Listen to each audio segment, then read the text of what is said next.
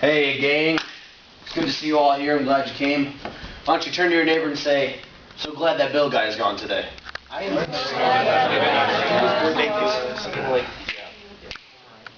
Now I want to introduce to you our new youth pastor. He's a great guy. His name is Stanley Johnson. He's from the Grace New Covenant Independent Fundamental Bible Baptist Church. Thank you. Thank you. Well, it's good to be here. I understand that you just had one crazy character trying to lead this ministry the last couple years, and I'm here to set everybody straight and show you what spirituality is really like. So if anyone has any questions about what youth ministry is going to be like in the upcoming days, feel free to ask them now. Yes, young man. I just turned 17. You think it's alright that I start dating? Did I just hear you correctly? You just said you're 17. You shouldn't even be thinking about dating until you're 25, young man. What are you even doing looking the direction of a female? Quite frankly, I'm offended that we even have women in this room right now. You need to repent and don't ask those kinds of silly questions again. Next question. What do you think about going to the movies? What do I think about going to the movies? Oh, I don't know. What do I think about sin and destruction? Is that what you do for fun on a Friday night? You want to go to these movie theaters and hear all these pagan stories and all these love affairs and drugs and all the rest, and you call that fun? You ought to be ashamed of yourself. What you need to be doing on a Friday night is repenting. What are you doing with a cell phone, young man? And why are you wearing a hat in church?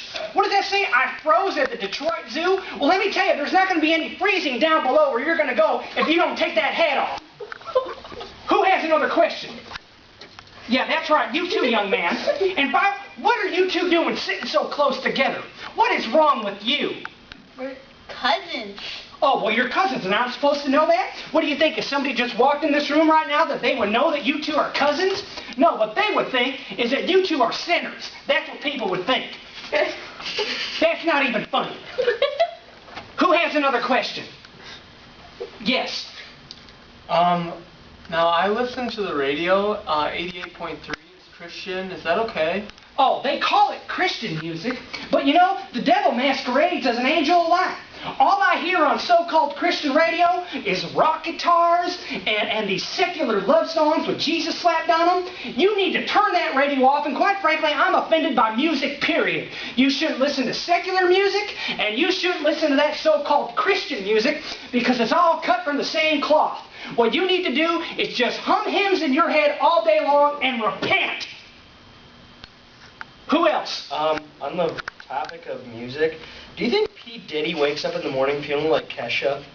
Well, first of all, I don't know why this Mr. Diddy would wake up like ketchup. I don't know what you're talking about, okay? But I have no answer to that question. What about 50 Cent? Well, in this day and age, what can you really do with 50 cents?